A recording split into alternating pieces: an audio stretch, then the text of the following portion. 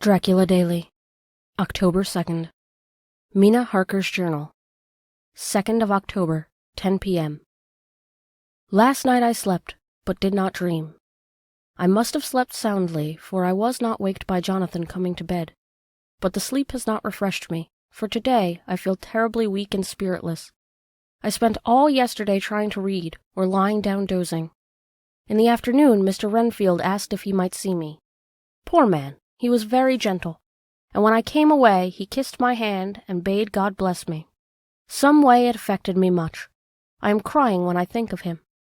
This is a new weakness, of which I must be careful.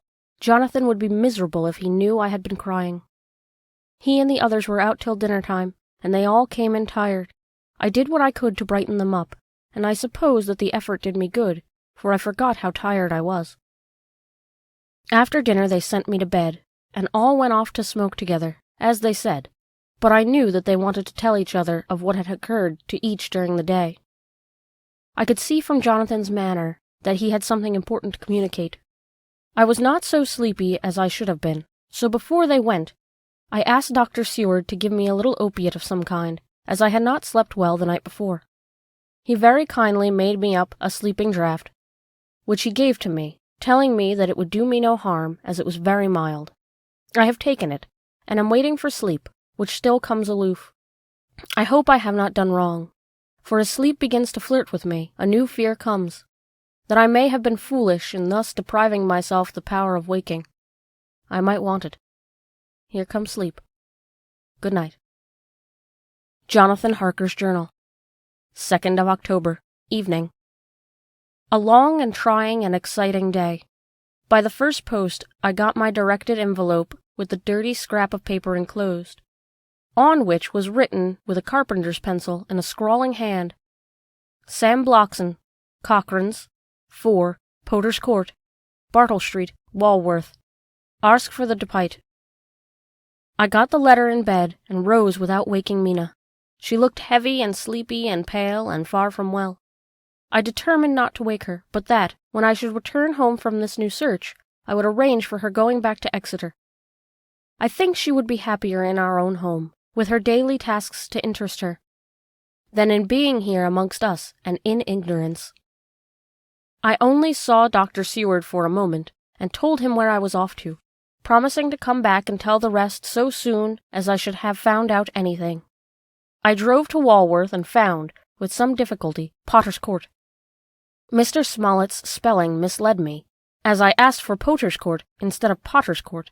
However, when I found the court, I had no difficulty in discovering Corcoran's lodging-house. When I asked the man who came to the door for the Depite, he shook his head and said, "I don't know him. There ain't no such person here. I ain't never heard of him in all my bloomin' days. Don't believe there ain't nobody of that kind livin' here or anywheres." I took out Smollett's letter, and as I read it, it seemed to me that the lesson of the misspelling of the name of the court might guide me. "What are you?" I asked. "I'm the deputy," he answered. I saw at once that I was on the right track. Phonetic spelling had again misled me. A half-crown tip put in the deputy's knowledge at my disposal, and I learned that Mr. Bloxam, who had slept off the remains of his beer on the previous night at Corcoran's, had left for his work at Poplar at 5 o'clock that morning. He could not tell me where the place of work was situated, but he had a vague idea that it was some kind of new-fangled warehouse. And with this slender clue, I had to start for Poplar. It was 12 o'clock before I got any satisfactory hint of such a building, and this I got at a coffee shop, where some workmen were having their dinner. One of these suggested that there was being erected at Cross Angel Street a new cold storage building, and as this suited the condition of a new-fangled warehouse, I at once drove to it. An interview with a surly gatekeeper and a surlier foreman, both of whom were appeased with the coin of the realm, put me on track of Bloxam. He was sent for on my suggesting that I was willing to pay his day's wages to the foreman for the privilege of asking him a few questions on a private matter. He was a smart enough fellow, though rough of speech and bearing. When I had promised to pay for his information and given him an earnest, he told me that he had made 2 journeys between Carfax and a house in Piccadilly, and had taken from his house to the latter 9 great boxes, main heavy ones, with a horse and cart hired by him for this purpose. I asked him if he could tell me the number of the house in Piccadilly, to which he replied, "Well, governor, I forgets the number, but it was only a few doors from the big white church or something of the kind, not long built. It was a dusty old house, too, though nothing to the dustiness of the house we took the bloomin' boxes from." "How did you get into the houses if they were both empty?" "There was the old party that engaged me a-waitin' in the house at Purefleet. He helped me lift the boxes and put them into the tray. Curse me, but he was the strongest chap I ever struck, and him an old feller, with a white mustache, one that thin you'd think he couldn't throw a shatter." How this phrase thrilled through me. Why, he took up his end of the boxes like they were pounds of tea, and me a-puffin' and a-blowin' afore I could up-end mine anyhow. And I'm no chicken either. "How did you get into the house in Piccadilly?" I asked. "He was there, too. He must have started off and got there afore me, for when I rung the bell, he kept opening the door himself, and helped me with the boxes in all." "The whole 9? I asked. "Yes. There was 5 in the first load and 4 in the second. It was main dry work, and I don't do so well remember how I got home." I interrupted him. "Were the boxes left in the hall?" "Yes. It was a big hall, and there was nothing else in it." I made one more attempt to further matters. "You didn't have a key?" "Never used no key nor nothing. The old gent, he opened the door hisself and shut it again when I druv off. I don't remember the last time, but that was the beer." "And you can't remember the number of the house?" "No, sir, but you needn't have no difficulty about that. It's iron, with stone front and a bow on it. I steps up to the door. I know them steps, having had to carry the boxes up with 3 loafers what come around to earn a copper. The old gent give 'em shillings, and they seein' they got so much they wanted more. But he took one of 'em by the shoulder and was like to throw 'em down the steps, till the lot of 'em went away cussin'." I thought that with this description I could find the house, so, having paid my friend for his information, I started off for Piccadilly. I gained a new painful experience. The Count could, it was evident, handle the earth boxes himself. If so, time was precious, for, now that he had achieved a certain amount of distribution, he could, by choosing his own time, complete the task unobserved. At Piccadilly Circus, I discharged my cab, and walked westward. Beyond the Junior Constitutional I came across the house described, and was satisfied that this was the next of the layers arranged by Dracula. The house looked as though it had been long untenanted. The windows were encrusted with dust, and the shutters were up. All the framework was black with time, and from the iron the paint had mostly scaled away. It was evident that up till lately there had been a large notice board in the front of the balcony. It had, however, been roughly torn away, the uprights which had supported it still remaining. Behind the rails on the balcony I saw there were some loose boards, with raw edges that looked white. I would have given a good deal to have been able to see the notice board intact, as it would, perhaps, have given some clue to the ownership of the house. I remembered my experience of the investigation and purchase of Carfax, and I could not but feel that if I could find the former owner, there might be some means of discovering of gained access to the house. There was at present nothing to be learned from Piccadilly side, and nothing could be done, so I went round to the back to see if anything could be gathered from this quarter. The mews were active, the Piccadilly houses being mostly in occupation. I asked 1 or 2 of the grooms and helpers whom I saw around if they could tell me anything about the empty house. One of them said that he heard it had lately been taken, but he couldn't say from whom. He told me, however, that up to very lately there had been a notice board of "For Sale" up, and that perhaps Mitchell, Sons and Candy, the house agents, could tell me something. As he thought he remembered seeing the name of that firm on the board. I did not wish to seem too eager, or to let my informant know or guess too much, so thanking him in the usual manner, I strolled away. It was now growing dusk, and the autumn night was closing in, so I did not lose any time. Having learned the address of Mitchell, Sons and Candy from a directory at Berkeley, I was soon at their office in Sackville Street. The gentleman who saw me was particularly suave in manner, but uncommunicative in equal proportion. Having once told me that the Piccadilly house, which thoroughness our interview he called a mansion, was sold, he considered my business as concluded. When I asked who had purchased it, he opened his eyes a thought wider and paused a few seconds before replying, "It is sold, sir." "Pardon me," I said with equal politeness, "but I have a special reason for wishing to know who purchased it." Again he paused longer and raised his eyebrows still more. "It is sold, sir," was again his laconic reply. "Surely," I said, "you do not mind letting me know so much." "But I do mind," he answered. "The affairs of our clients are absolutely safe in the hands of Mitchell, Sons, and Candy." This was manifestly a prig of the first water, and there was no use arguing with him. I thought I had best meet him on his own ground, so I said, "Your clients, sir, are happy in having so resolute a guardian of their confidence. I am myself a professional man." Here I handed him my card. "In this instance, I am not prompted by curiosity. I act on the part of Lord Godalming, who wishes to know something of the property which was, he understood, lately for sale." These words put a different complexion on affairs.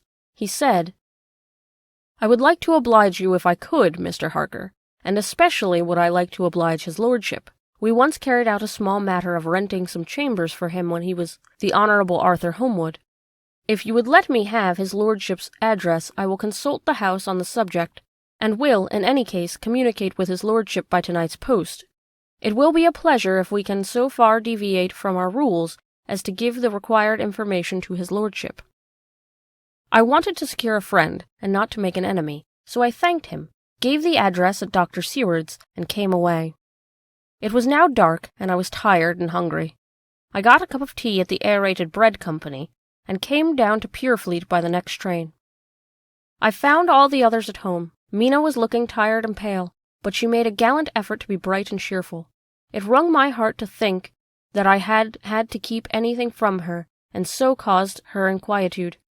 Thank God, this will be the last night of her looking on at our conferences, and feeling the sting of our not knowing our confidence. It took all my courage to hold to the wise resolution of keeping her out of our grim task. She seems somehow more reconciled, or else the very subject seems to have become repugnant to her, for when any accidental allusion is made, she actually shudders. I am glad we made our resolution in time, as, with such a feeling as this, our growing knowledge would be torture to her. I could not tell the others of the day's discovery till we were alone, so after dinner, followed by a little music to save appearances even amongst ourselves, I took Mina to her room and left her to go to bed. The dear girl was more affectionate with me than ever, and clung to me as though she would detain me. But there was much to be talked of, and I came away. Thank God, the ceasing of telling things has made no difference between us. When I came down again, I found the others all gathered round the fire in the study. In the train I had written my diary so far, and simply read it off to them as the best means of letting them get abreast of my own information. When I had finished, Van Helsing said, "This has been a great day's work, friend Jonathan. Doubtless we are on the track of the missing boxes. If we find them all in that house, then our work is near the end. But if there be some missing, we must search until we find them. Then we shall make all our final coup, and hunt the wretch to his real death." We all sat silent a while, and all at once Mr. Morse spoke. "Say, how are we going to get into that house?" "We got into the other," answered Lord Godalming quickly. "But, Art, this is different. We broke house at Carfax, but we had night and a walled park to protect us. It will be a mighty different thing to commit burglary at Piccadilly, either day or night. I confess I don't see how we are going to get in, unless that agency duck can find us a key of some sort. Perhaps we shall know when you get his letter in the morning." Lord Godalming's brows contracted, and he stood up and walked about the room.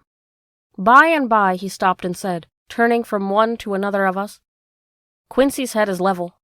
This burglary business is getting serious. We got off once all right, but now we have a rare job on hand. Unless we can find the Count's key basket." As nothing could well be done before morning, and as it would at least be advisable to wait till Lord Godalming should hear from Mitchell's, we decided not to take any active step before breakfast time. For a good while we sat and smoked, discussing the matter in its various lights and bearings. I took the opportunity of bringing this diary right up to the moment. I am very sleepy, and shall go to bed. Just a line. Mina sleeps soundly and her breathing is regular. Her forehead is puckered up into little wrinkles, as though she thinks even in her sleep. She is still too pale, but does not look so haggard as she did this morning. Tomorrow will, I hope, mend all this. She will be herself at home in Exeter. Oh, but I am sleepy. Dr. Seward's Diary. 2nd of October. I placed a man in the corridor last night, and gave him to make an accurate note of any sound that he might hear from Renfield's room, and gave him instructions that if there should be anything strange, he was to call me. After dinner, when we had all gathered round the fire in the study, Mrs. Harker having gone to bed, we discussed the attempts and discoveries of the day. Harker was the only one who had any result, and we were in great hopes that his clue might be an important one. Before going to bed, I went round to the patient's room and looked in through the observation trap. He was sleeping soundly, and his heart rose and fell with regular respiration. This morning, the man on duty reported to me that a little after midnight he was restless and kept saying his prayers somewhat loudly. I asked him if that was all. He replied that was all he heard. There was something about his manner so suspicious that I asked him point-blank if he had been asleep. He denied sleep, but admitted to having dozed for a while. It is too bad that men cannot be trusted unless they are watched. Today, Harker is following up his clue, and Art and Quincy are looking after horses. Godalming thinks it will be well to have horses always in readiness, for when we get the information which we seek, there will be no time to lose. We must sterilize all the imported earth between sunrise and sunset, which shall thus catch the Count at his weakest, and without a refuge to fly to. Van Helsing is off to the British Museum looking up some authorities on ancient medicine. The old physicians took account of things which their followers do not accept, and the professor is searching for witch and demon cures which may be useful to us later. I sometimes think we must all be mad, and that we all shall wake to sanity in strait waistcoats. Later. We have met again. We seem at last to be on the track, and our work of tomorrow may be beginning of the end. I wonder if Renfield's quiet has anything to do with this. His moods have so followed the doings of the Count that the coming destruction of the monster may be carried to him in some subtle way. If only we could get some hint as to what passed in his mind between the time of the argument with him today and his resumption of fly-catching, it might afford us a valuable clue. He is now seemingly quiet for a spell. Is he? That wild yell seemed to come from his room. The attendant came bursting into my room and told me that Renfield had somehow met with some accident.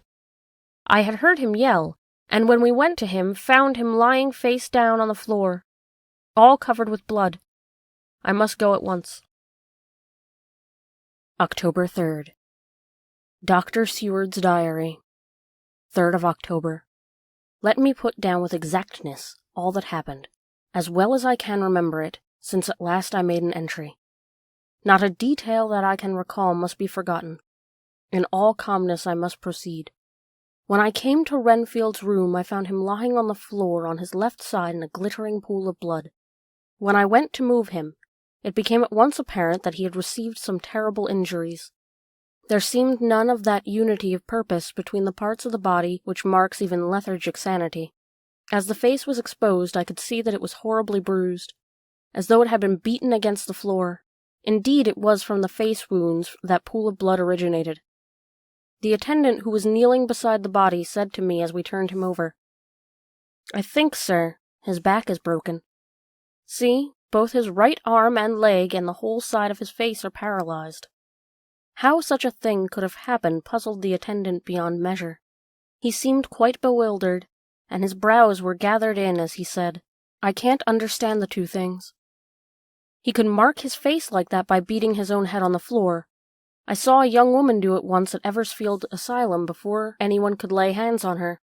And I suppose he might have broke his neck by falling out of bed, if he got in an awkward kink. But for the life of me, I can't imagine how the two things occurred. If his back was broke, he couldn't beat his head, and if his face was like that before the fall out of bed, there would be marks of it. I said to him, "Go to Dr. Van Helsing, and ask him to kindly come here at once. I want him without an instant's delay." The man ran off, and within a few minutes the professor, in his dressing gown and slippers, appeared.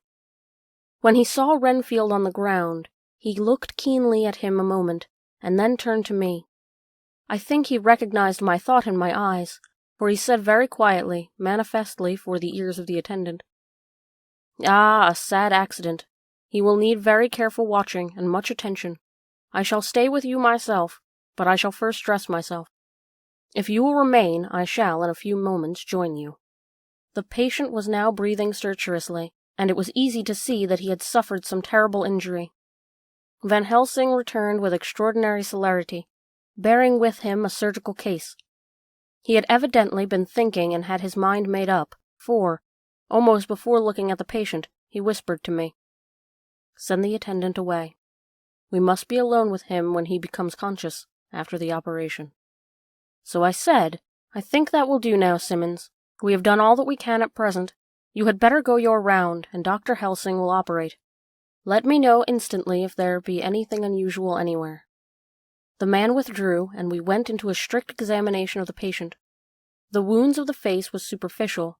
The real injury was depressed fracture of the skull, extending right up through the motor area. The professor thought for a moment and said, "We must reduce the pressure and get back to normal conditions, as far as can be. The rapidity of the suffusion shows the terrible nature of his injury. The whole motor area seems affected. The suffusion of the brain will increase quickly, so we must trephine at once or it may be too late." As he was speaking, there was a soft tapping at the door. I went over and opened it, and found in the corridor without Arthur and Quincy in pajamas and slippers. The former spoke. "I heard your man call up Dr. Van Helsing and tell him of an incident, so I woke up Quincy, or rather called him, as he was not asleep. Things are moving too quickly and too strangely for the sound sleep of any of us these times. I've been thinking that tomorrow night we'll not see things as they have been. We'll have to look back and forward a little more than we have done. May we come in?" I nodded, and held the door open until they had entered, then closed it again. When Quincy saw the attitude and state of the patient, and noted the horrible pool on the floor, he said softly, "My God, what has happened to him? Poor devil." I told him briefly, and added that we expected he would recover consciousness after the operation, for a short time at all events. He went at once and sat down on the edge of the bed, with Godalming beside him. We all watched in patience. "We shall wait," said Van Helsing, "just long enough to fix the best spot for trephining, so that we may most quickly and perfectly remove the blood clot, for it is evidence that the hemorrhage is increasing." The minutes during which we waited passed with fearful sorrowness. I had a horrible sinking in my heart, and from Van Helsing's face I gathered that he felt some fear or apprehension as to what was to come. I dreaded the words that Renfield might speak. I was relatively afraid to think, but the conviction of what was coming was on me, as I have read of men who have heard the death watch. The poor man's breathing came in uncertain gasps. Each instant he seemed as though he would open his eyes and speak, but then would follow a prolonged stertorous breath, and he would relapse into a more fixed insensibility. Inured, as I was, to sick beds and death, this suspense grew and grew upon me. I could hear the beating of my own heart, and the blood surging through my temples sounded like blows from a hammer. The silence finally became agonizing. I looked at my companions, one after another, and saw for their flushed faces and damp brows that they were enduring equal torture. There was a nervous suspense over us all, as though overhead some dread bell would peal out powerfully when we should least expect it. At last there came a time when it was evident that the patient was sinking fast. He might die at any moment. I looked up at the professor and caught his eyes fixed on mine. His face was sternly set as he spoke. "There is no time to lose. His words may be worth many lives. I have been thinking so, as I stood here. It may be there is a soul at stake. We shall operate just above the ear." Without another word he made the operation. For a few moments the breathing continued to be stertorous. Then there came a breath so prolonged it seemed as though it would tear open his chest. Suddenly his eyes opened and became fixed in a wild, helpless stare. This was continued for a few moments. Then it softened into a glad surprise, and from the lips came a sigh of relief. He moved convulsively, and as he did so, said, "I'll be quiet, doctor. Tell them to take off the strait-waistcoat. I have had a terrible dream, and it has left me so weak that I cannot move. What's wrong with my face? It feels all swollen, and it smarts dreadfully." He tried to turn his head, but even with the effort his eyes seemed to grow glassy again, so I put it back gently. Then Van Helsing said in a quiet, grave tone, "Tell us your dream, Mr. Renfield." As he heard the voice, his face brightened through its mutilation, and he said, "That is Dr. Van Helsing. How good it is of you to be here. Give me some water, my lips are dry, and I shall try to tell you. I dreamed—" He stopped and seemed fainting. I called quietly to Quincy, "The brandy, it is in my study, quick." He flew and returned with a glass, the decanter of the brandy and a carafe of water. We moistened the parched lips, and the patient quickly revived. It seemed, however, that his poor injured brain had been working in the interval, for, when he was quite conscious, he looked at me piercingly with an agonized confusion which I shall never forget, and said, "I must not deceive myself. It was no dream, but all a grim reality." Then his eyes roved round the room. As they caught sight of the two figures sitting patiently on the edge of the bed, he went on, "If I were not sure already, I would know from them." For an instant his eyes closed, not with pain or sleep, but voluntarily, as though he were bringing all his faculties to bear. When he opened them, he said, hurriedly, and with more energy than he had yet displayed, "Quick, doctor, quick. I am dying. I feel I have but a few minutes, and then I must go back to death, or worse, wet my lips with brandy again. I have something that I must say before I die, or before my poor crushed brain dies anyhow. Thank you. It was that night after you left me, when I implored you to let me go away. I couldn't speak then, for I felt my tongue was tied. But I was as sane then, except in that way, as I am now. I was in an agony of despair for a long time after you left me. It seemed hours. Then there came a sudden peace to me. My brain seemed to become cool again, and I realized where I was. I heard the dogs barking behind our house, but not where he was." As he spoke, Van Helsing's eyes never blinked, and his hand came out and met mine and gripped it hard. He did not, however, betray himself. He nodded slightly and said, "Go on," in a low voice. Renfield proceeded. He came up to the window in the mist, as I had seen him often before, but he was solid then, not a ghost, and his eyes were fierce like a man's when angry. He was laughing with his red mouth. The sharp white teeth glinted in the moonlight when he turned to look back over the belt of trees to where the dogs were barking. I wouldn't ask him to come in at first, though I knew he wanted to, just as he had wanted all along. Then he began promising me things, not in words, but by doing them. He was interrupted by a word from the professor. "How?" "By making them happen, just as he used to send the flies when the sun was shining. Great big fat ones with steel and sapphire on their wings, and big moths in the night, with skull and crossbones on their back." Van Helsing nodded to him as he whispered to me unconsciously, "The Acherontia itetropos of the Sphinges, what you call the death's head moth." The patient went on without stopping. Then he began to whisper, "Rats, rats, rats, hundreds, thousands, millions of them, and every one a life. And dogs to eat them, and cats too. All lives, all red blood, with years of life in it, and not merely buzzing flies." I laughed at him, for I wanted to see what he could do. Then the dogs howled, away in the dark trees in his house.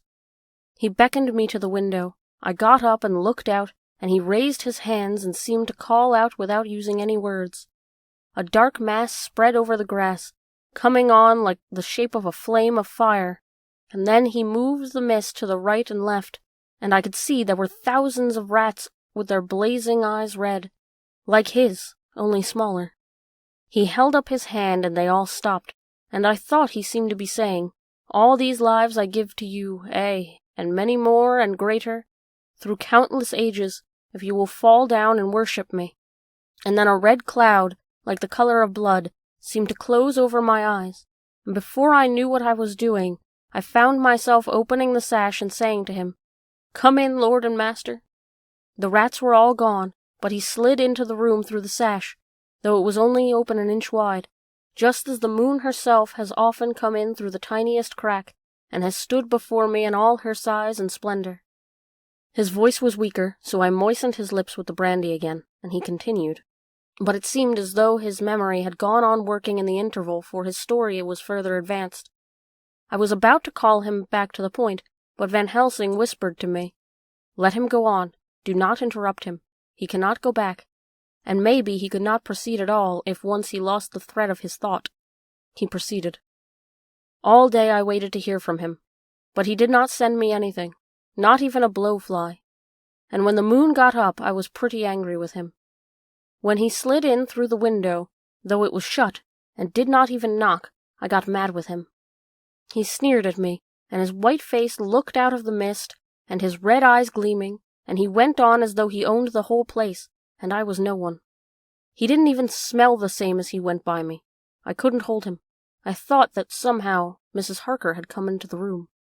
The two men sitting on the bed stood up and came over, standing behind him so that he could not see them, but where they could hear better. They were both silent, but the professor started and quivered. His face, however, grew grimmer and sterner still. Renfield went on without noticing. "When Mrs. Harker came in to see me this afternoon, she wasn't the same. It was like tea after the teapot had been watered." Here we all moved, but no one said a word. He went on. "I didn't know that she was here till she spoke, and she didn't look the same. I don't care for the pale people. I like them with lots of blood in them, and hers had all seemed to have run out. I didn't think of it at the time, but when she went away I began to think, and it made me mad to know that he had been taking the life out of her. I could feel that the rest quivered, as I did, but we remained otherwise still. So when he came tonight I was ready for him. I saw the mist stealing in, and I grabbed it tight. I had heard the madmen have unnatural strength, and as I knew I was a madman, at times anyhow, I resolved to use my power. Aye, and he felt it too, for he had come out of the mist to struggle with me. I held tight, and I thought I was going to win, for I didn't mean him to take any more of her life till I saw his eyes. They burned into me, and my strength became like water. He slipped through it, and when I tried to cling to him, he raised me up and flung me down. There was a red cloud before me, and a noise like thunder, and the mist seemed to steal away under the door. His voice becoming fainter, and his breath more stertorous, Van Helsing stood up instinctively.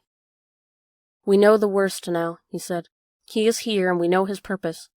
It may not be too late. Let us be armed. The same as we were the other night, but lose no time. There is not an instant to spare." There was no need to put our fear, nay, our conviction, into words. We shared them in common. We all hurried and took from our rooms the same things that we had when we entered the Count's house. The professor had his ready, and as we met in the corridor he pointed to them significantly and said, "They never leave me, and they shall not till this unhappy business is over. Be wise also, friends. It is no common enemy that we deal with. Alas, alas, that dear Madam Mina should suffer."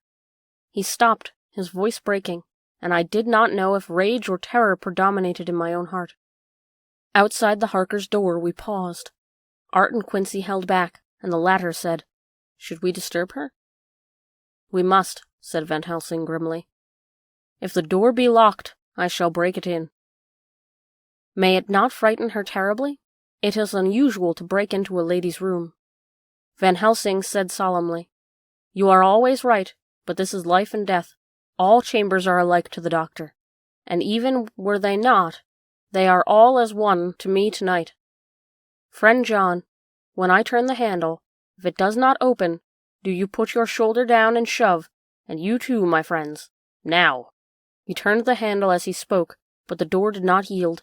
We threw ourselves against it with a crash and burst it open, and we almost fell headlong into the room. The professor did actually fall, and I saw across him as he gathered himself up from hands and knees. What I saw appalled me. I felt the hair rise like bristles on the back of my neck, and my heart seemed to stand still. The moonlight was so bright that through the thick yellow blind the room was light enough to see. On the bed beside the window lay Jonathan Harker, his face flushed and breathing heavily as though in a stupor. Kneeling near the edge of the bed, facing outwards, was the white-clad figure of his wife. By her side stood a tall, thin man clad in black. His face was turned from us, but the instant we saw, we all recognized the Count in every way, even to the scar on his forehead. With the left hand, he held both Mrs. Harker's hands, keeping them away with her arms at full tension. His right hand gripped by the back of her neck, forcing her face down on his bosom. Her white nightdress was smeared with blood, and a thin stream trickled down the man's bare breast, which was shown by his torn-open dress. The attitude of the two had terrible resemblance to a child forcing a kitten's nose into a saucer of milk to compel it to drink. As we burst into the room, the Count turned his face, and the hellish look that I had heard described seemed to leap into it. His eyes flamed red with devilish passion. The great nostrils of the white aquiline nose opened wide and quivered at the edge, and the white sharp teeth behind the full lips of the blood-dripping mouth champed together like those of a wild beast. With a wrench which threw his victim back upon the bed as though hurled from a height, he turned and sprang at us. But by this time the professor had gained his feet, and was holding towards him the envelope which contained the sacred wafer. The Count suddenly stopped, just as poor Lucy had done outside the tomb, and cowered back. Further and further back he cowered, as we, lifting our crucifixes, advanced. The moonlight suddenly failed, as a great black cloud sailed across the sky, and when the gaslight sprang up under Quincy's match, we saw nothing but faint vapor. This, as we looked, trailed under the door, which, with the recoil from its bursting open, had swung back to its old position. Van Helsing, Art, and I moved forward to Mrs. Harker, who by the time had drawn her breath, and with it had given a scream so wild, so ear-piercing, so despairing, that it seems to me now that it will ring in my ears till my dying day. For a few seconds she lay in her helpless attitude and disarray. Her face was ghastly, with a pallor which seemed accentuated by the blood which smeared her lips and cheeks from chin. From her throat trickled a thin stream of blood. Her eyes were mad with terror. Then she put before her face her poor crushed hands, which bore on their whiteness the red mark of the Count's terrible grip, and from behind them came a low, desolate wail, which made the terrible scream seem only a quick expression of endless grief. Van Helsing stepped forward and drew the coverlet over her body gently, whilst Art, after looking at her face for an instant despairingly, ran out of the room. Van Helsing whispered to me, "Jonathan is in a stupor such as we know the vampire can produce. We can do nothing with poor Madame Mina for a few moments till she recovers herself. I must wake him." He dipped the end of a towel in cold water, and with it began to flick him on the face. His wife, all the while holding her face between her hands and sobbing in a way that was heartbreaking to hear. I raised the blind and looked out the window. There was much moonshine, and as I looked I could see Quincy Morris run across the lawn and hide himself in the shadow of a great yew tree. It puzzled me to think why he was doing this, but at the instant I heard Harker's quick exclamation as he woke to partial consciousness and turned to the bed. On his face, as there might well be, was a look of wild amazement. He seemed dazed for a few seconds, and then full consciousness seemed to burst upon him all at once, and he started up. His wife was aroused by the quick movement, and turned to him with her arms outstretched, as though to embrace him. Instantly, however, she drew them in again, and, putting her elbows together, held her hands before her face, and shuddered till the bed beneath her shook. "In God's name, what does this mean?" Harker cried out. "Dr. Seward, Dr. Van Helsing, what is it? What has happened? What is wrong? Mina, dear, what is it? What does that blood mean? My God, has it come to this?" And, raising himself to his knees, he beat his hands wildly together. "Good God, help us! Help her! Oh, help her!" With a quick movement he jumped from bed, and began to pull on his clothes, all the man in him awake at the need for instant exertion. "What has happened? Tell me all about it. he cried without pausing. "Dr. Van Helsing, you love Mina, I know. Oh, do something to save her. It cannot have gone too far yet. Guard her while I look for him." His wife, through the terror and horror and distress, saw some sure danger to him. Instantly forgetting her own grief, she seized hold of him and cried out, "No, no, Jonathan, you must not leave me. I have suffered enough tonight. God knows, without the dread of his harming you. You must stay with me. Stay with these friends who will watch over you." Her expression became frantic as she spoke, and, he yielding to her, she pulled him down sitting on the bedside, and clung to him fiercely. Van Helsing and I tried to calm them both. The professor held up his little golden crucifix, and said with wonderful calmness, "Do not fear, my dear. We are here, and whilst this close to you no foul thing can approach. You are safe for tonight, and we must be calm and take counsel together." She shuddered and was silent, holding down her head on her husband's breast. When she raised it, his white night-robe was stained with blood where her lips had touched it, and where the thin open wound in her neck had sent forth drops. The instant she saw it, she drew back, with a low wail, and whispered, amidst choking sobs, "Unclean, unclean, I must touch him or kiss him no more. Oh, that it should be that it is I am now his worst enemy, and whom he may have most cause to fear." To this he spoke out resolutely, "Nonsense, Mina. It is a shame to me to hear such a word. I would not hear it of you, and I shall not hear it from you.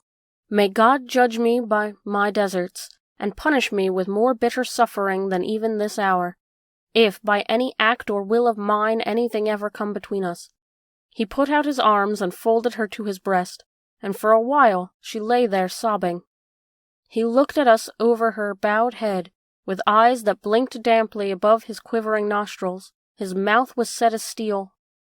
After a while her sobs became less frequent and more faint, and then he said to me, speaking with a studied calmness which I felt tried his nervous power to the utmost, "And now, Dr. Seward, tell me all about it. Too well I know the broad fact. Tell me all that has been." I told him exactly what had happened, and he listened with seeming impassiveness. His nostrils twitched and his eyes blazed as I told how the ruthless hands of the Count had held his wife in that terrible and horrid position, with her mouth to the open wound at his breast. It interested me, even at that moment, to see that whilst the face of white-set passion worked convulsively over his bowed head, the hands tenderly and lovingly stroked the ruffled hair. Just as I had finished, Quincy and Godalming knocked at the door. They entered in obedience to our summons. Van Helsing looked at me questioningly. I understood him to mean if we were to take advantage of their coming to divert, if possible, the thoughts of the unhappy husband and wife from each other and from themselves, and so on nodding acquiescence to him. He asked them what they had seen or done, to which Lord Godalming answered, "I could not see him anywhere in the passage, or in any of our rooms. I looked in the study, but, though he had been there, he had gone. He had, however—" He stopped suddenly, looking at the poor drooping figure on the bed. Van Helsing said gravely, "Go on, friend Arthur. We want here no more concealments. Our hope now is in knowing all. Tell freely." So Art went on. He had been there, and though it had only been for a few seconds, he made rare hay of the place. All the manuscript had been burned, and the blue flames were flickering amongst the white ashes. The cylinders of your phonograph, too, were thrown on the fire, and the wax had helped the flames. Here I interrupted. "Thank God there is the other copy in the safe." His face lit for a moment, but fell as he went on. "I ran downstairs then, but could see no sign of him. I looked into Renfield's room, but there was no trace there except—" Again he paused. "Go on," said Harker hoarsely. So he bowed his head and moistened his lips with his tongue and added, "Except that the poor fellow is dead." Mrs. Harker raised her head. Looking from one to the other of us, she said solemnly, "God's will be done." I could not but feel that Art was keeping back something, but, as I took it that it was with a purpose, I said nothing. Van Helsing turned to Morris and asked, "And you, friend Quincy, have you any to tell?" "A little," he answered. "It may be much eventually, but at present I can't say. I thought it well to know, if possible, where the Count would go when he left the house. I did not see him, but I saw a bat rise from Renfield's window and flap westward. I expected to see him in some shape go back to Carfax, but he evidently sought some other lair. He will not be back tonight, for the sky is reddening in the east, and the dawn is close. We must work tomorrow. He said the latter words through shut teeth. For a space, perhaps a couple of minutes, there was silence, and I could fancy that I could hear the sound of our hearts beating. Then Van Helsing said, placing his hands tenderly on Mrs. Harker's head, "And now, Madam Mina, poor, dear, dear Madam Mina, tell us exactly what happened. God knows I do not want that you be pained, but it is need that we know all. For now, more than ever, has all work to be done quick and sharp, and in deadly earnest. The day is close to us that must end all, if it may be so, and now is the chance we may live and learn." The poor dear lady shivered, and I could see the tension of her nerves as she clasped her husband closer to her and bent her head lower and lower still on his breast. Then she raised her head proudly, and held out one hand to Van Helsing, who took it in his, and, after stooping and kissing it reverently, held it fast. The other hand was locked in that of her husband, who held his other arm thrown round her protectingly. After a pause in which she was evidently ordering her thoughts, she began. "I took the sleeping draught which you had so kindly given me, but for a long time it did not act. I seemed to become more wakeful, and myriads of horrible fancies began to crowd in upon my mind, all of them connected with death and vampires, with blood and pain and trouble." Her husband involuntarily groaned as she turned to him and said lovingly, "Do not fret, dear. You must be brave and strong, and help me through the horrible task. If only you knew what an effort it is to me to tell of this fearful thing at all, you would understand how much I need your help." Well, I saw I must try to help the medicine to its work with my will, if it was to do me any good, so I resolutely set myself to sleep. Sure enough, sleep must soon have come for me, for I remember no more. Jonathan coming in had not waked me, for he lay by my side when next I remember. There was in the room the same thin white mist which I had noticed before, but I forget now if you know of this. You will find it in my diary, which I shall show you later. I felt the same vague terror which had come to me before, and the same sense of some presence. I turned to wake Jonathan, but found that he slept so soundly that it seemed as if it was he who had taken the sleep draught, not I. I tried, but I could not wake him. This caused me great fear, and I looked around terrified. Then indeed my heart sank within me, besides the bed, as if he had stepped out of the mist, or rather if the mist had turned into his figure, for it had entirely disappeared, stood a tall, thin man, all in black. I knew him at once from the description of the others, the waxen face, the high aquiline nose, on which the light fell in a thin white line, the parted red lips, and the sharp white teeth showing between, and the red eyes that I had seemed to see in the sunset of the windows of St. Mary's Church at Whitby. I knew, too, the red scar on his forehead where Jonathan had struck him. For an instant my heart stood still, and I would have screamed out, only that I was paralyzed. In the pause he spoke in a sort of keen-cutting whisper, pointing as he spoke to Jonathan. "Silence! If you make a sound, I shall take him and dash his brains out before your very eyes." I was appalled, and was too bewildered to do or say anything.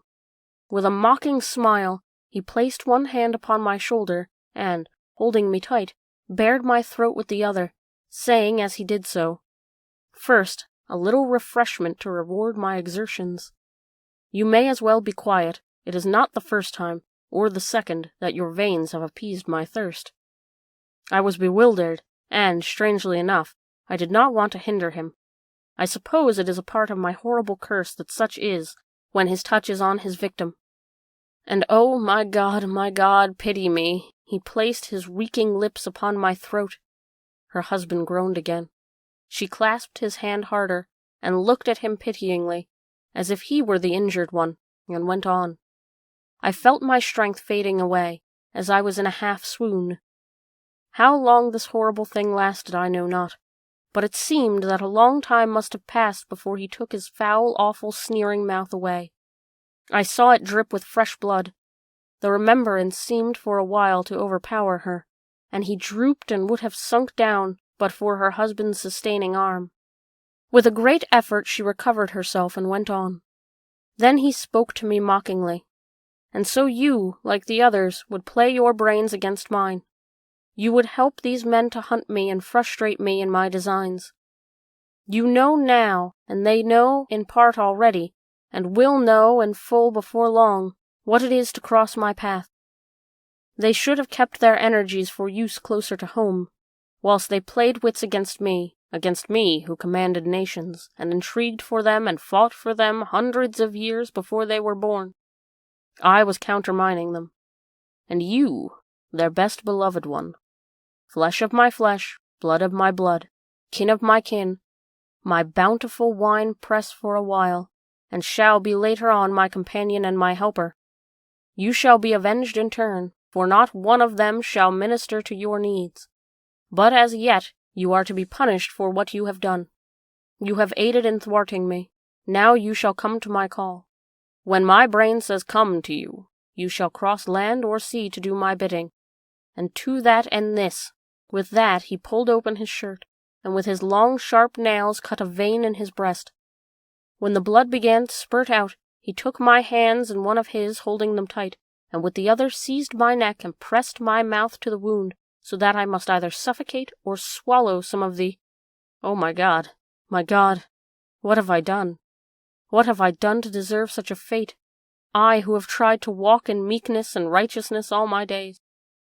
God pity me. Look down on a poor soul in worse than mortal peril, and in mercy pity those to whom she is dear. Then she began to rub her lips as though to cleanse them from pollution. As she was telling her horrible story, the eastern sky began to quicken, and everything became more and more clear. Harker was still and quiet, but over his face, as the awful narrative went on, came a grey look which deepened and deepened in the morning light, till when the first red streak of the coming dawn shot up, the flesh stood darkly out against the whitening hair. We have arranged that one of us is to stay within call of the unhappy pair till we can meet together and arrange about taking action. Of this I am sure. The sun rises today, and no more miserable house in all the great round of its daily course. Jonathan Harker's Journal, 3rd of October. As I must do something or go mad, I write this diary. It is now 6 o'clock, and we are to meet in the study in half an hour and take something to eat, for Dr. Van Helsing and Dr. Seward are agreed that if we do not eat we cannot work our best. Our best will be, God knows, required today. I must keep writing at every chance, for I dare not stop to think. All, big and little, must go down. Perhaps at the end the little things may teach us most. The teaching, big or little, could not have landed Mina or me anywhere worse than we are today. However, we must trust and hope. Poor Mina told me just now, with the tears running down her dear cheeks, that it is in trouble and trial that our faith is tested. That we must keep on trusting, and that God will aid us up to the end.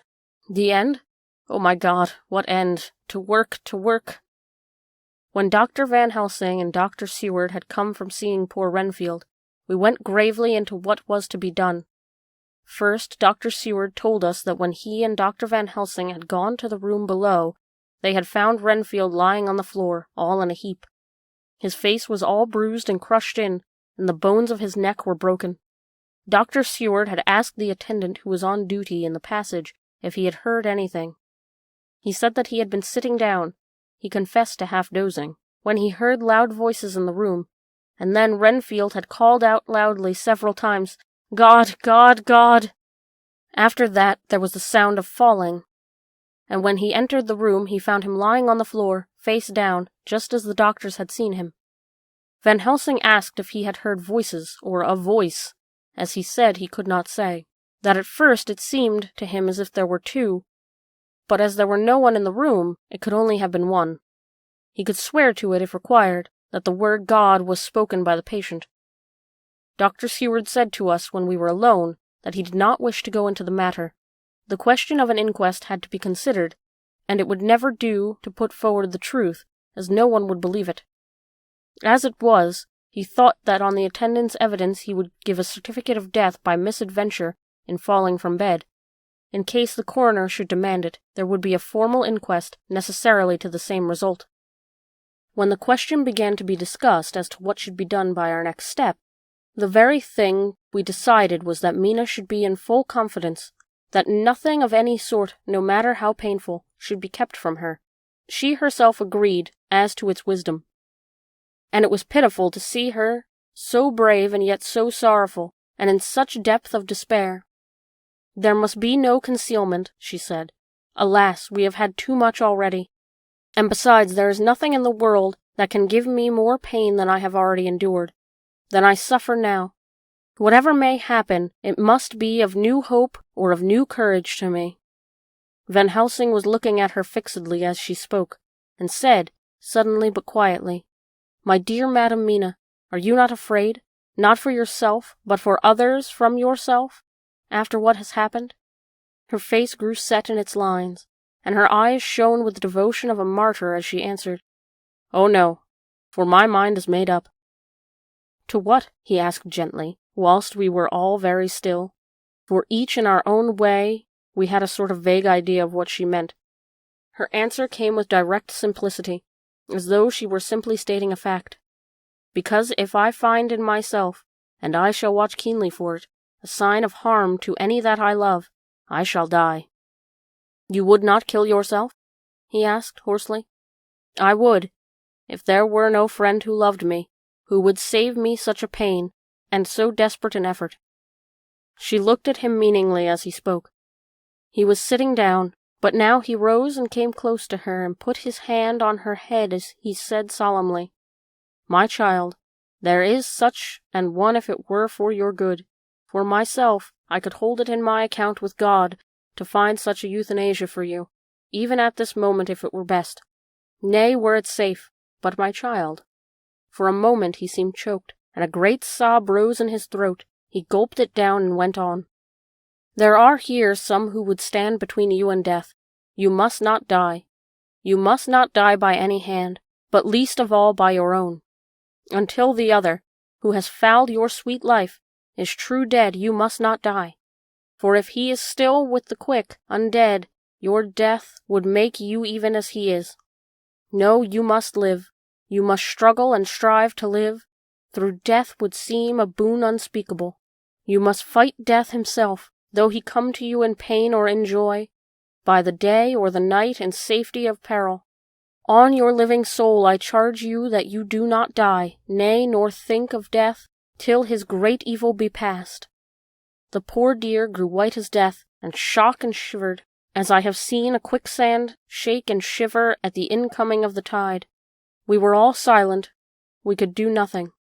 At length she grew more calm, and turning to him, said sweetly, but oh, so sorrowfully, as she held out her hand, "I promise you, my dear friend, that if God will let me live, I shall strive to do so, till, if it may be in his good time, this horror may have passed away from me."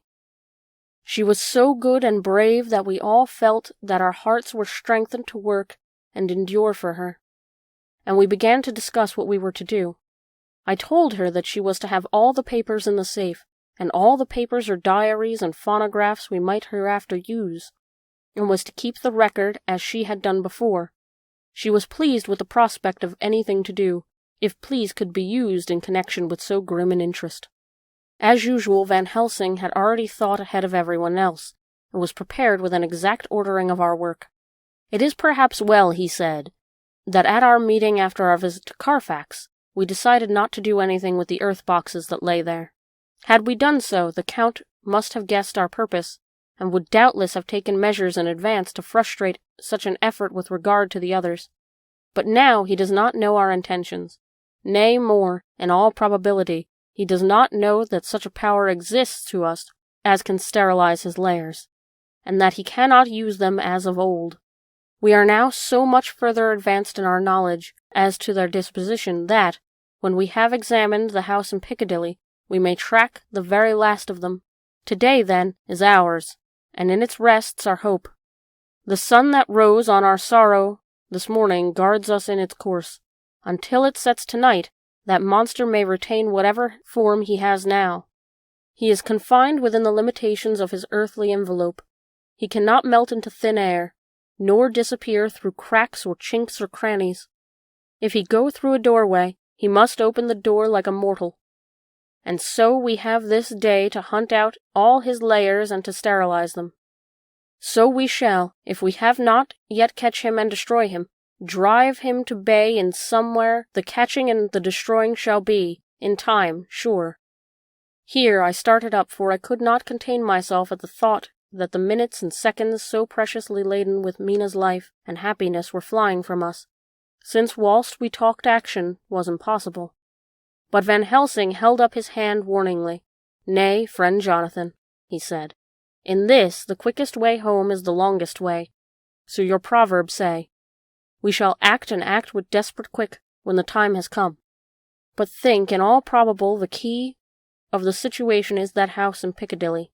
The Count may have many houses which he has bought. Of them he will have deeds of purchase, keys, and other things. He will have paper that he write on. He will have his book of checks. There are many belongings that he must have somewhere. Why not in this place so central, so quiet, where he come and go by the front or the back at all hour, when in very vast of the traffic there is none to notice? We shall go there and search that house, and when we learn what it holds, then we do what our friend Arthur call, in his phrases of hunt, stop the earths, and so we run down our old fox. So, is it not?" "Then let us come at once," I cried. "We are wasting the precious, precious time."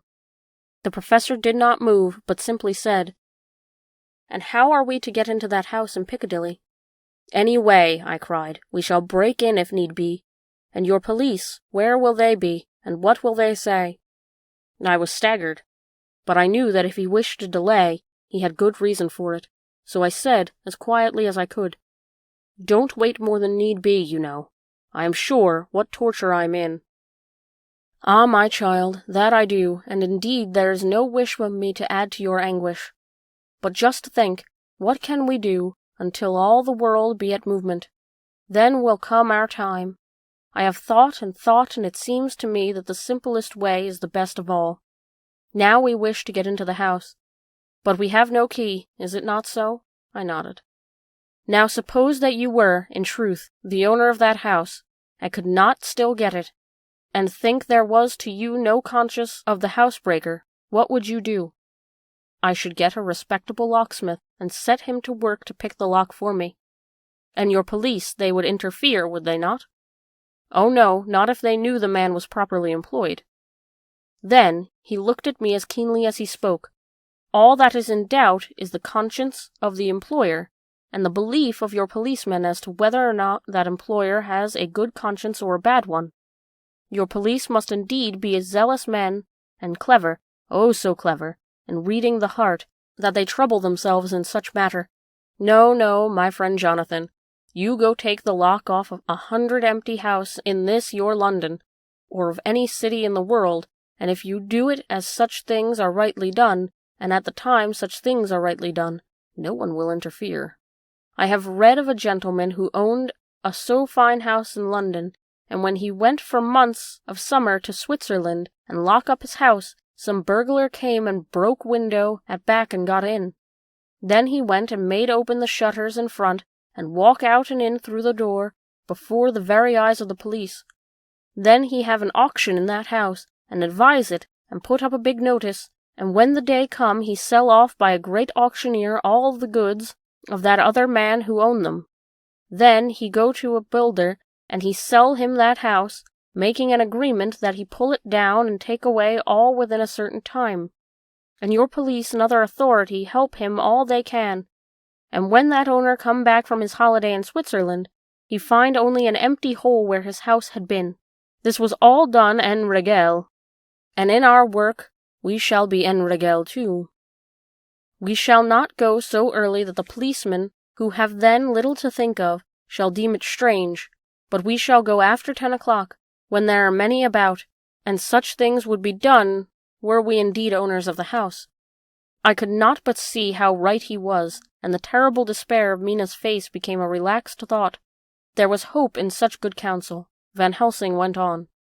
When once within that house we may find more clues. At any rate, some of us can remain there, whilst the rest find the other places where there be more earth-boxes, at Bermondsey and Mile End.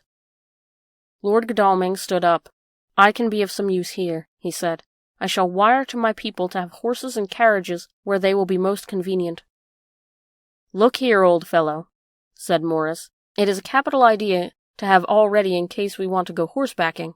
But don't you think that one of your snappy carriages with its heraldic adornments in a byway of Walworth or Mile End would attract too much attention for our purposes?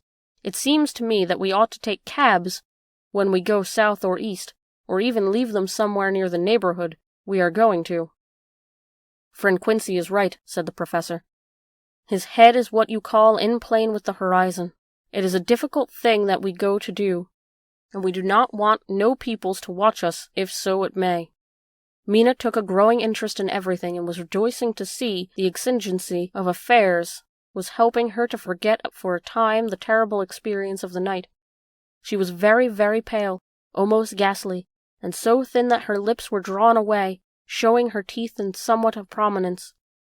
I did not mention this last, lest it should give her needless pain, but it made my blood run cold in my veins to think of what had occurred with poor Lucy when the Count had sucked her blood. As yet there was no sign of the teeth growing sharper, but the time as yet was short, and there was time for fear. When we came to the discussion of the sequence of our efforts, and of the disposition of our forces, there were new sources of doubt. It was largely agreed that before starting for Piccadilly we should destroy the Count's lair close at hand. In case he should find it out too soon, we should thus be still ahead of him in our work of destruction. And his presence in his purely material shape, and at his weakest, might give us some new clue. As to the disposal of forces, it was suggested by the professor that, after our second visit to Carfax, we should all enter the house in Piccadilly, that the 2 doctors and I should remain there, whilst Lord Godalming and Quincy found the lairs at Walworth and Mile End and destroyed them. It was possible, if not likely, the professor urged, that the Count might appear in Piccadilly during the day, and that if so we might be able to cope with him then and there. At any rate, we might be able to follow him in force. To this plan I strenuously objected, and so far as my going was concerned, for I said that I intended to stay and protect Mina, I thought that my mind was made up on the subject.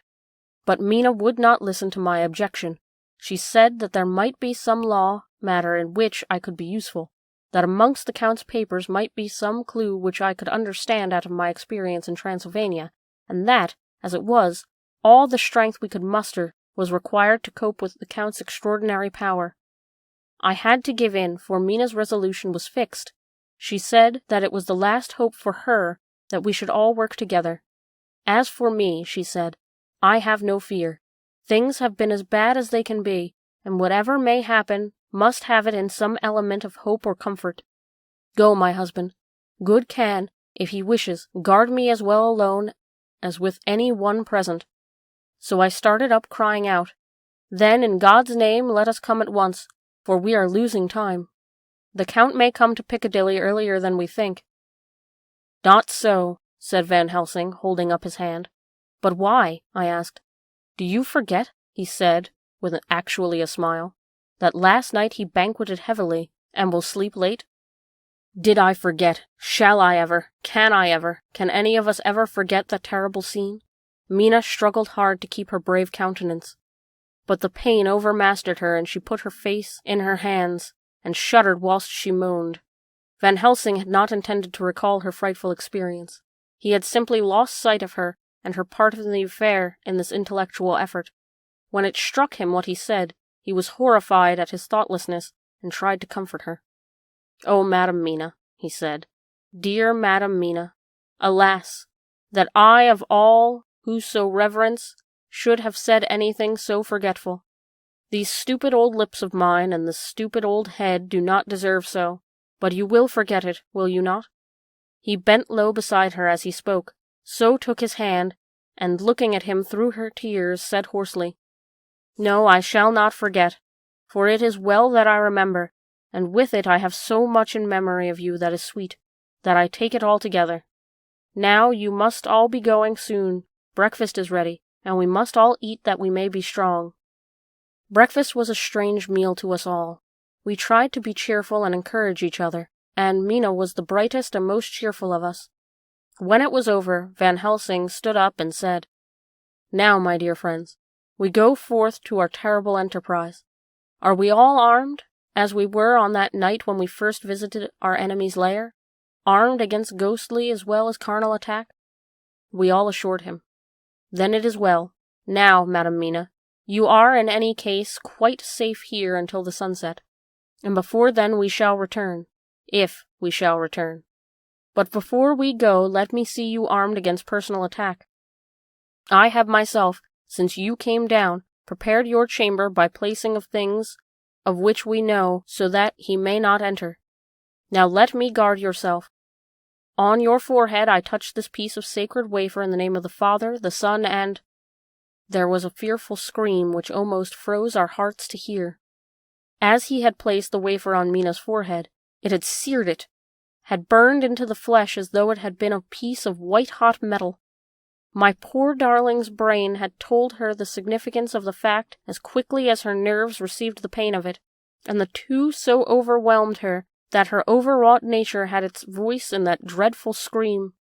But the words to her thought came quickly. The echoed scream had not ceased to ring on the air when there came the reaction, and she sank on the knees of the floor in an agony of abasement. Pulling her beautiful hair over her face, as the leper of old his mantle, she wailed out, "Unclean, unclean, even the Almighty shuns my polluted flesh. I must bear this mark of shame upon my forehead until the judgment day." They all paused. I had thrown myself beside her in an agony of helpless grief, and put my arms around her and held her tight. For a few minutes our sorrowful hearts beat together, whilst the friends around us turned away their eyes that ran tears silently. Then Van Helsing turned and said gravely, so gravely that I could not help feeling that he was in some way inspired, and was stating things outside himself. "It may be that you have to bear that mark till God himself see fit, as he most surely shall on the judgment day, to redress all wrongs of the earth and of his children that he has placed thereon. And oh, Madam Mina, my dear, may we, who love you, be there to see, when that red scar, the sign of God's knowledge for what has been, shall pass away, and leave you your forehead as pure as the heart we know. For so surely as we live, that scar shall pass away when God sees right to lift the burden that is hard upon us. Till then we bear our cross, as his Son did in obedience to his will. It may be that we are chosen instruments of his good pleasure, and that we ascend to his bidding as that other through stripes and shame, through tears and blood, through doubts and fears, and all that makes the difference between God and man. There was hope in his words, and comfort, and they made for resignation. Mina and I both felt so, and simultaneously we took one of the old man's hands and bent over and kissed it. Then without a word we knelt down together, and, all holding hands, swore to be true to each other. We men pledged ourselves to raise the veil of sorrow from the head of her whom, each in his own way, we loved, and we prayed for help and guidance in the terrible task which lay before us. It was then time to start, so I said farewell to Mina, a parting which neither of us shall forget to our dying day, and we set out. To one thing I have made up my mind. If we find out that Mina must be a vampire in the end, then she shall not go into that unknown and terrible land alone. I suppose it is thus that in old times one vampire meant many. Just as their hideous bodies could only rest in sacred earth, so the holiest love was the recruiting sergeant for their ghastly ranks. We entered Carfax without trouble, and found all things the same as on the first occasion. It was hard to believe that amongst so prosaic surroundings of neglect and dust and decay, there was any ground for such fear as already we knew. Had not our minds been made up, and had there not been terrible memories to spur us on, we could hardly have proceeded with our task. We found no papers or any sign of use in the house, and in the old chapel the great boxes looked just as we had seen them last. Dr. Van Helsing said to us solemnly as we stood before them, "And now, my friends, we have a duty here to do. We must sterilize this earth, so sacred of holy memories, that he has brought from a far distant land for such fell use. He has chosen this earth because it has been holy. Thus we defeat him in his own weapon, for we make it more holy still. It was sanctified to such use of man. Now we sanctify it to God." As he spoke, he took from his bag a screwdriver and a wrench, and very soon the top of one of the cases was thrown open. The earth smelled musty and close, but we did not somehow seem to mind, for our attention was concentrated on the professor. Taking from his box a piece of sacred wafer, and then shutting down the lid began to screw it home, we aided him as he worked. One by one we treated each in the same way of the great boxes, and left them as we had found them to all appearance, but in each was a portion of the host. When we closed the door behind us, the professor said solemnly, "So much is already done. If it may be that with all the others we can be so successful, then the sunset of this very evening may shine on Madam Mina's forehead all white as ivory and with no stain." As we passed across the lawn on our way to the station to catch our train, we could see the front of the asylum. I looked eagerly, and in the window of my own room saw Mina. I waved my hand to her, and nodded to tell her that our work there was successfully accomplished. She nodded in reply to show that she understood. The last I saw, she was waving her hand in farewell. It was with a heavy heart that we sought the station and just caught the train, which was streaming in as we reached the platform. I have written this in the train. Piccadilly, 12:30 o'clock.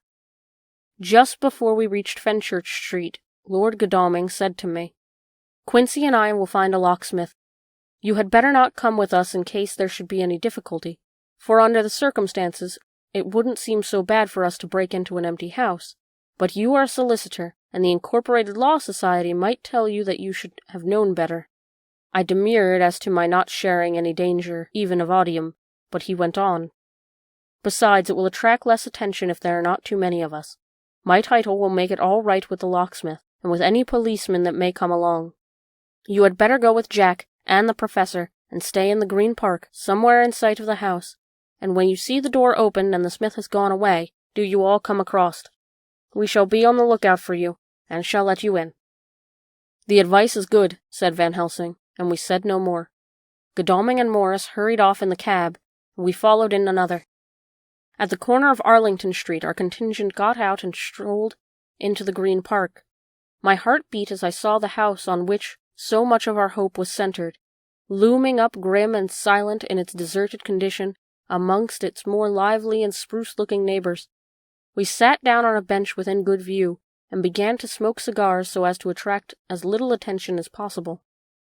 The minutes seemed to pass with leaden feet as we waited for the coming of the others. At length we saw a four-wheeler drive up. Out of it, in leisurely fashion, got Lord Godalming and Morris, and down from the box descended a thick-set working man, with his rush-woven basket of tools. Morris paid the cabman, who touched his hat and drove away. Together the two ascended the steps, and Lord Godalming pointed out what he wanted done. The workman took off his coat leisurely, and hung it on one of the spikes of the rail, saying something to a policeman that had then sauntered along. The policeman nodded acquiescence, and the man kneeling down placed his bag beside him. After searching through it, he took out a selection of tools, which he produced to lay beside him in an orderly fashion. Then he stood up, looked into the keyhole, blew into it, and turning to his employers, made some remark. Lord Godalming smiled, and the man lifted a good-sized bunch of keys, selecting one of them, and began to probe the lock, as if feeling his way with it. After fumbling about for a bit, he tried a second, and then a third. All at once the door opened under a slight push from him, and he and the two others entered the hall. We sat still. My own cigar burnt furiously, but Van Helsing's went cold altogether. We waited patiently as we saw the workman come out and bring in his bag. Then he held the door partly open, steadying it with his knees, whilst he fitted a key to the lock. This he finally handed to Lord Godalming, who put out his purse and gave him something. The man touched his hat, took his bag, put on his coat, and departed. Not a soul took the slightest notice of the whole transaction. When the man had fairly gone, we three crossed the street and knocked at the door. It was immediately opened by Quincey Morris, beside whom stood Lord Godalming lighting a cigar. "This place smells so vilely," said the latter as we came in.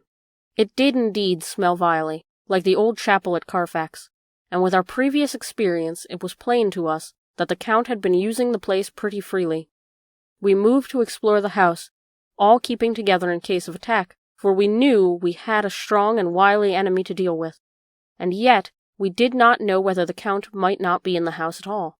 In the dining room, which lay at the back of the hall, we found 8 boxes of earth. 8 boxes only out of the 9 which we sought. Our work was not over, and would never be until we should have found the missing box. First we opened the shutters of the window, which looked out across the narrow stone-flagged yard at the blank face of the stable, pointed to look like the front of a miniature horse. There were no windows in it, so we were not afraid of being overlooked.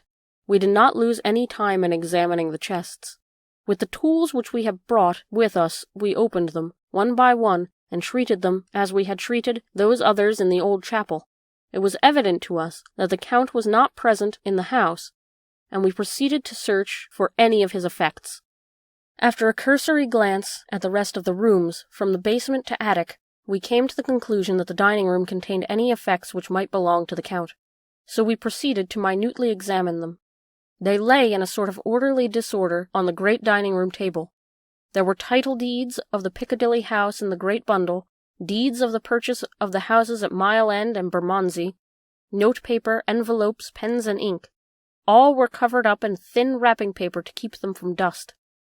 There were also a clothes-brush, a brush and comb, and a jug and basin, the latter containing dirty water which was reddened as if with blood. Last of all was a little heap of keys of all sorts and sizes, probably those belonging to the other houses. When we examined this last find, Lord Godalming and Quincey Morris, taking accurate notes of the various addresses of the houses in the east and the south, took with them the keys in the great bunch, and set out to destroy the boxes in these places. The rest of us are, with what patience we can, waiting their return, or the coming of the Count. Dr. Seward's Diary, 3rd of October. The time seemed terrible long whilst we were waiting for the coming of Godalming and Quincey Morris. The professor had tried to keep our minds active by using them all the time. I could see his beneficent purpose by the side glances which he threw from time to time at Harker. The poor fellow was overwhelmed in a misery that is appalling to see. Last night he was a frank, happy-looking man, with strong, youthful face, full of energy, and with dark brown hair. Today he is a drawn, haggard old man, whose white hair matches well with the hollow, burning eyes and grief-written lines of his face. His energy is still intact. In fact, he is like a living flame. This may yet be his salvation, for, if all go well, it will tide him over the despairing period. He will then, in a kind of way, wake again to the realities of life. Poor fellow! I thought my own trouble was bad enough, but his— The professor knows this well enough, and is doing his best to keep his mind active. What he has been saying was, under the circumstances, of absorbing interest. So well as I can remember, here it is. I have studied, over and over again since they came into my hands, all the papers relating to this monster, and the more I have studied, the greater seems the necessity to utterly stamp him out. All through there are signs of his advance, not only of his power, but of his knowledge of it. As I learned from the researches of my friend Arminius of Budapest, he was in life a most wonderful man, soldier, statesman, and alchemist, which latter was the highest development of the science knowledge of his time. He had a mighty brain, a learning beyond compare, and a heart that knew no fear and no remorse. He dared even to attend the scholomance, and there was no branch of knowledge of his time that he would not essay. Well, in him the brain powers survived the physical death, though it would seem that memory was not all complete. In some faculties of mind he has been, and is, only a child, but he is growing, and some things that were childish at the first are now of man's stature. He is experimenting, and doing it well, and if it had not been that we have crossed his path, he may be yet, if we fail, the father or furtherer of some new order of beings, whose road must lead through death, not life." Harker groaned and said, "And this is all a raid against my darling? But how is he experimenting? The knowledge may help us to defeat him." "He has all along, since his coming, been trying his power, slowly but surely. That big child brain of his is working. Well for us it is, as yet, a child brain, for had he dared, at first, to attempt certain things, he would long ago have been beyond our power. However, he means to succeed, and a man who has centuries before him can afford to wait and to go slow. Festina lente may well be his motto." "I fail to understand," said Harker wearily. "Oh, do be more plain to me. Perhaps grief and trouble are dulling my brain." The professor laid his hand tenderly on his shoulder as he spoke. "Ah, my child, I will be plain. Do you not see how, of late, this monster has been creeping into knowledge experimentally? How he has been making use of the zoophagous patient to effect his entry into friend John's home for your vampire? Through and all afterwards he can come when and how he will, must the first make entry only when asked thereto by an inmate? But these are not his most important experiments. Do we not see how at first all these so great boxes were moved by others? He knew not then but that must be so, but all the time that so great child brain of his was growing, and he began to consider whether he might or not himself move the box. So he began to help, and then, when he found that this be all right, he tried to move them all alone. And so he progress, and he scatter these graves of him, and none but he know where they are hidden. He may have intend to bury them deep in the ground so that he only use them at night, or at such time as he can change his form, they do him equal well, but none may know these are his hiding place. But, my child, do not despair, for this knowledge come to him just too late. Already all of his layers but one be sterilized as for him, and before the sun set this shall be so. Then he shall have no place where he can move and hide. I delayed this morning, so that we might be sure. Is there not more at stake for us than for him? Then why we not be more careful than him? By my clock it is 1 hour, and already, if all be well, friend Arthur and Quincy are on their way to us. Today is our day, and we must go sure, if slow, and lose no chance. See, there are 5 of us when those absent ones return." Whilst he was speaking, we were startled by a knock at the hall door, the double postman's knock of the telegraph boy.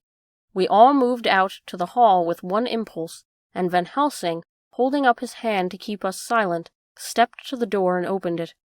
The boy handed in a despatch. The professor closed the door again, and, after looking at the direction, opened it and read aloud.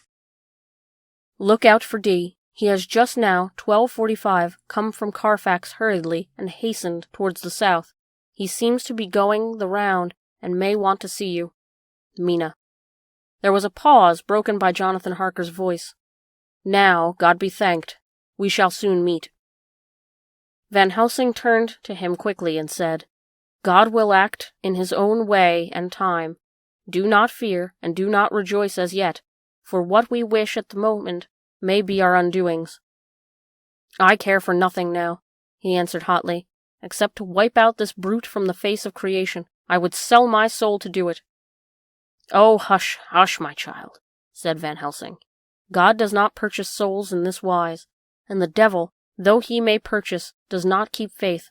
But God is merciful and just, and knows your pain and your devotion to that dear Madam Mina. Think you how her pain would be doubled did she but hear your wild words? Do not fear any of us. We are all devoted to this cause, and today we shall see the end. The time is coming for action. Today the vampire is limit to the powers of man, and till sunset he may not change. It will take him time to arrive here. See, it is 20 minutes past 1, and there are yet some times before he can hither come, but he's never so quick. We must hope, for it is that Lord Arthur and Quincy arrive first." About half an hour after we received Mrs. Harker's telegram, there came a quiet, resolute knock at the hall door. It was just an ordinary knock, such as is given hourly by thousands of gentlemen, but it made the professor's heart and mine beat loudly. We looked at each other, and moved out into the hall. We each held ready to use our various armaments, the spiritual in the left hand, the mortal in the right. Van Helsing pulled back the latch, holding the door half open, stood back, having both hands ready for action. The gladness of our hearts must have shone upon our faces when, on the step, close to the door, we saw Lord Godalming and Quincey Morris. They came quickly in and closed the door behind them, the former saying, as they moved along the hall, "It is all right. We found both places, 6 boxes in each, and destroyed them all." "Destroyed?" asked the professor. "For him—" We were silent for a moment, and then Quincey said, "There's nothing to do but to wait here. If, however, he doesn't turn up by 5 o'clock, we must start off, for it won't do to leave Mrs. Harker alone after sunset." "He will be here before long now," said Van Helsing, who had been consulting his pocketbook. "Nota bene. In Madame's telegram he went south from Carfax. That means he went to cross the river, and he could only do so at slack of tide, which should be something before 1 o'clock. That he went south has a meaning for us. He is yet only suspicious, and he went from Carfax to the place where he would suspect least interference. You must have been at Bermondsey only a short time before him. That he is not here already shows that he went to Mile End next. This took him some time, for he would have had to be carried over the river in some way. Believe me, my friends, we shall not have long to wait now. We should have ready some plan of attack, so that we may throw away no chance. Hush, there is no time now. Have all your arms. Be ready." He held up a warning hand as he spoke, for we all could hear a key softly inserted into the lock in the hall door. I could not but admire, even at such a moment, the way in which a dominant spirit asserted itself. In all our hunting parties and adventures in different parts of the world, Quincey Morris had always been the one to arrange the plan of action, and Arthur and I had been accustomed to obey him implicitly. Now the old habit seemed to be renewed instinctively. With a swift glance around the room, he at once laid out our plan of attack, and, without speaking a word, with a gesture, placed us each in position.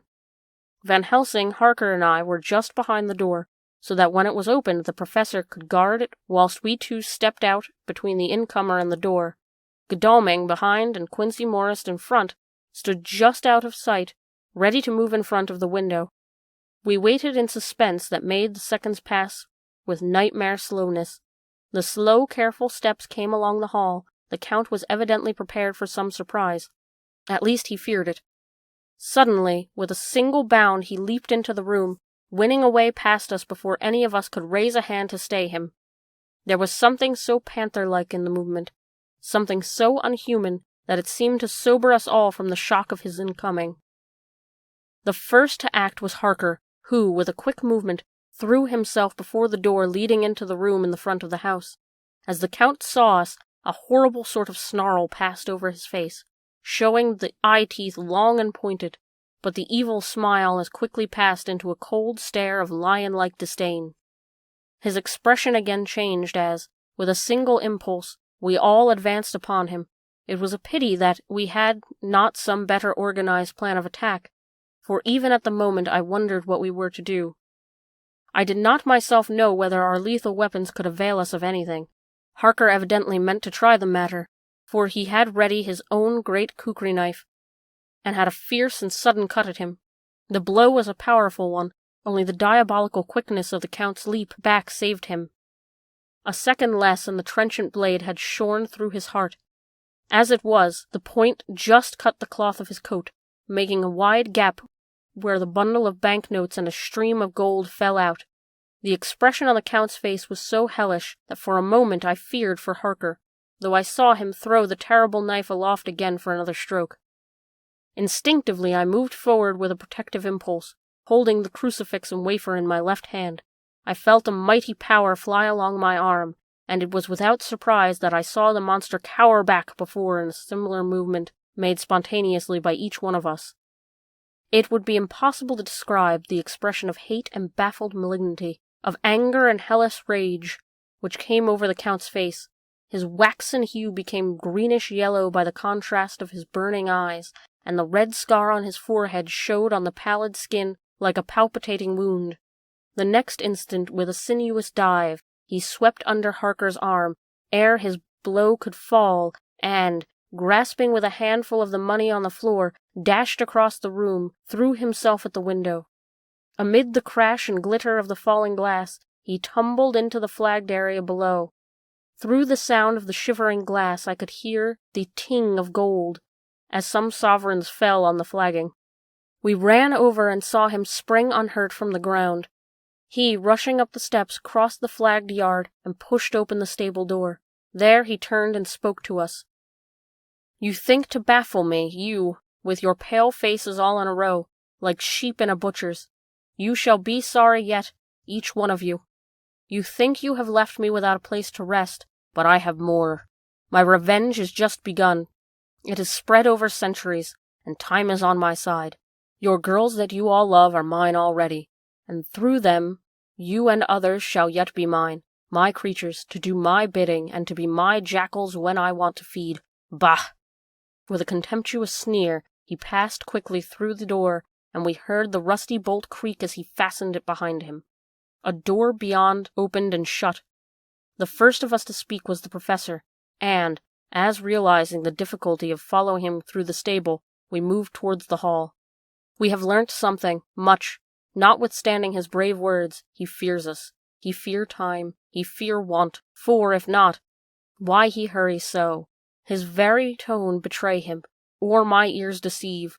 Why take that money? You follow quick. You are hunters of wild beast, and understand it so. For me, I make sure that nothing here may be of use to him, if so that he return."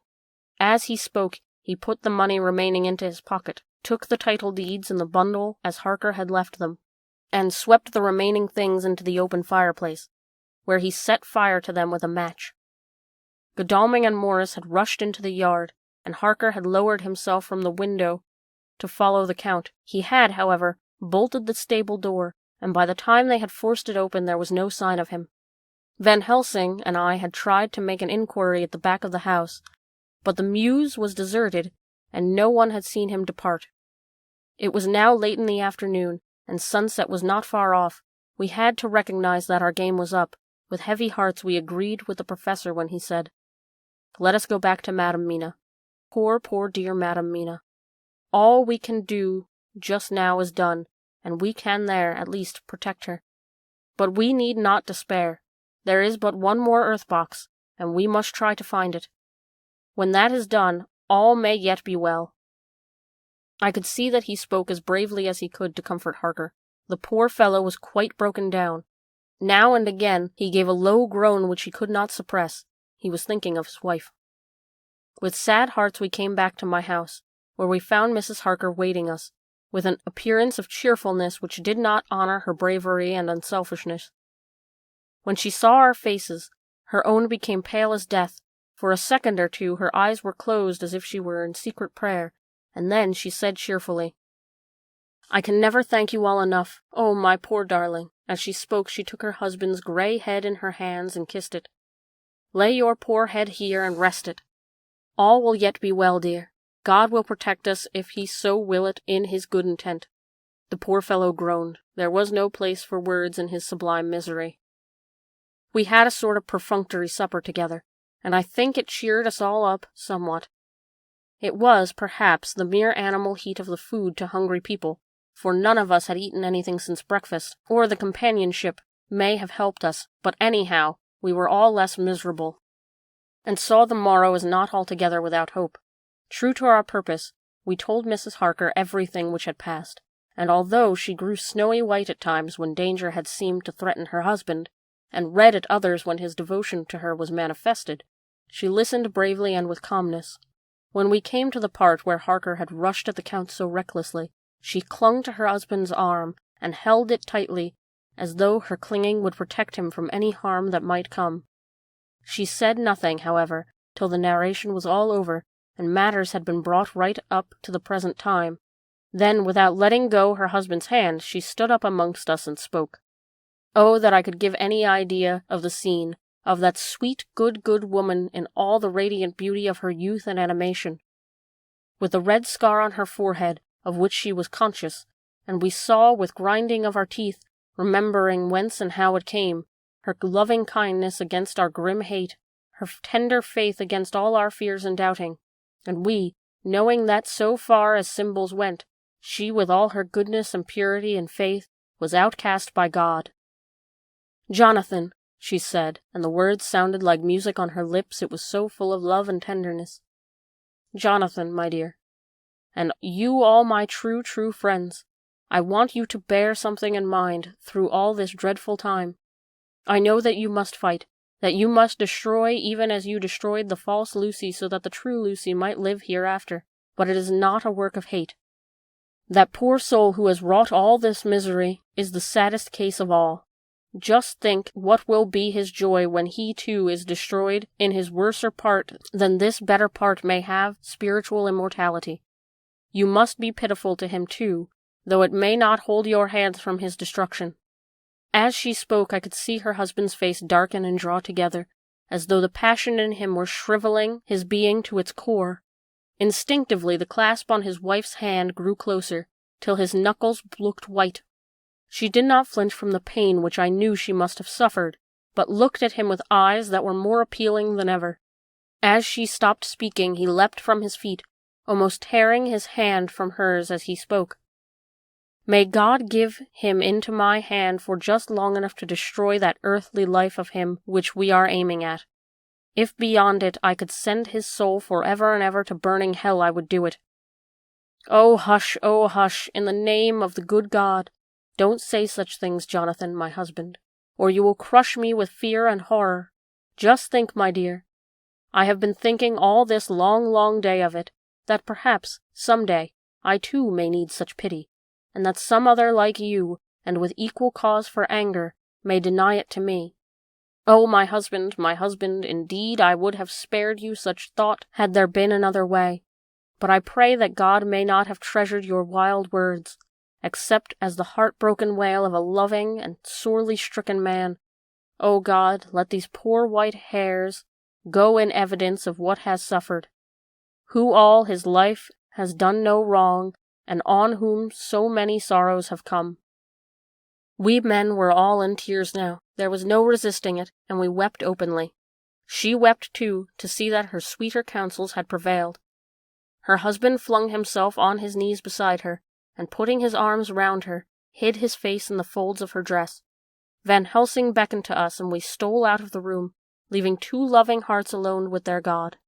Before they retired, the professor fixed up the room against any coming of the vampire, and assured Miss Harker that she might rest in peace. She tried to school herself to the belief, and manifestly for her husband's sake, tried to seem content. It was a brave struggle, and was, I think and believe, not without its reward. Van Helsing had placed at hand a bell which either of them was to sound in case of any emergency. When they had retired, Quincy, Godalming, and I arranged that we should sit up, dividing the night between us, and watch over the safety of the poor stricken lady.